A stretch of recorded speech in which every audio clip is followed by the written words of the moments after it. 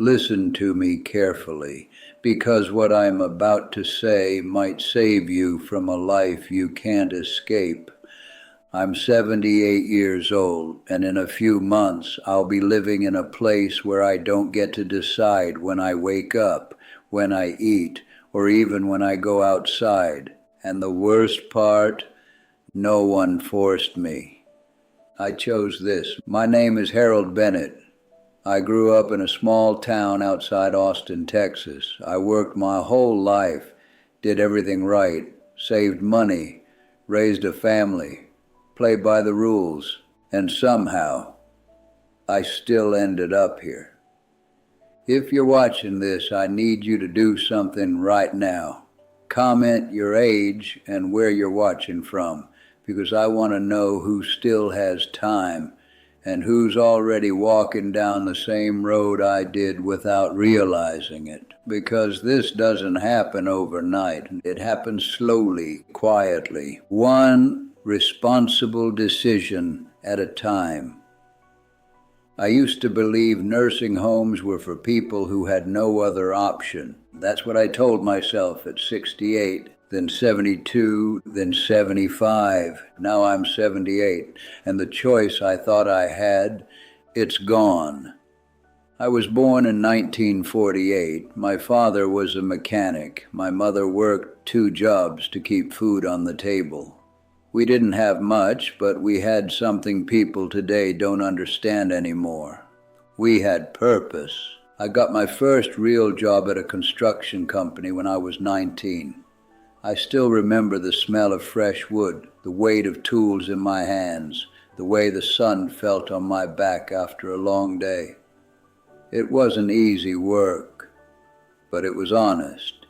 And when you do honest work long enough, it becomes who you are. I didn't just build houses. I built a life I thought would last forever. I married my wife Carol in 1971. She had this laugh, the kind that filled a room before she even said a word. We didn't have much money back then, but we had plans, big ones. We'd sit at the kitchen table late at night talking about the future like it was something we could shape with our hands. And for a while, it felt like we did. We raised 2 kids, watched them grow, fall, get back up, find their own lives. Sundays were loud, dinner was never quiet. There was always something happening, something to look forward to. That house wasn't just walls and a roof. It was proof that I mattered, that I built something real. But life doesn't ask for permission when it changes. Carol got sick when I was 71. At first it was small things, tired more often, forgetting little details. We told ourselves it was nothing. Then the hospital visit started, then the treatments, then the silence. I remember sitting beside her one night, holding her hand, realizing I was about to lose the only person who had been there for every version of me. When she was gone, the house didn't feel like home anymore. It felt like an echo. Every room reminded me of something I couldn't get back. I started eating dinner in silence, stopped turning on the TV, stopped opening certain doors, because some memories are too loud when you're alone. Then came that winter morning, cold, quiet, just like every other day. I stepped outside, and before I knew it, I was on the ground, lying there, staring at the sky, trying to catch my breath. It didn't hurt much, but something inside me changed. For the first time in my life, I felt fragile. And once that feeling enters your mind, it doesn't leave. That's when the fear started talking. What if next time is worse? What if I can't get up? What if no one knows? Those questions don't just sit quietly, they grow. They take over, and before you realize it, they start making decisions for you. I started looking at options.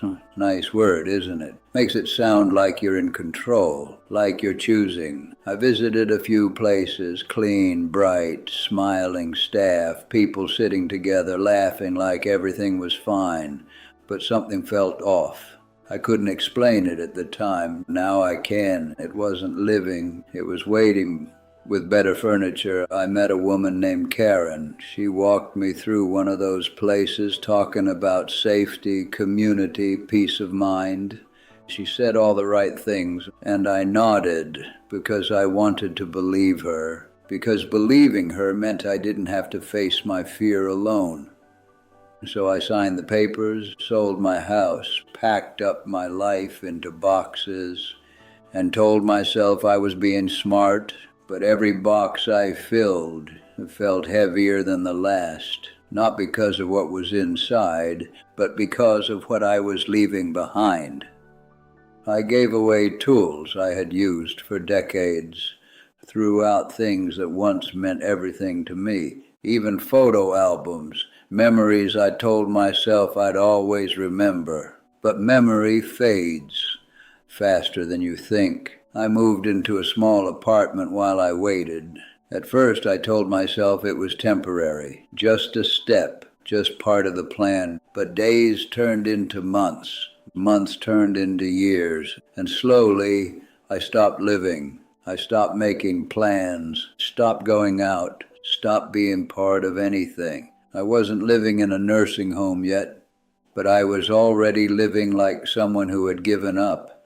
That's the part no one tells you. It doesn't start when you move in. It starts the moment you believe your life is winding down. I became someone who waited for calls, waited for visits, waited for something to happen, and most days, nothing did.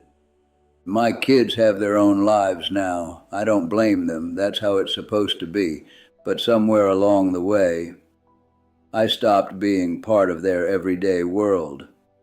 I became someone they check in on, not someone they live life with. There's a difference, a big one. Now I wake up most mornings and sit in the same chair, drink the same coffee, look at the same walls, and wonder how I got here, how a man who built a full life ended up with so little of it left. And soon I'll get the call. They'll say my room is ready, and I'll go, because I made sure there's nowhere else to return to. That's the part that keeps me up at night. Not the place itself, but the fact that I erased every other option. So listen to me.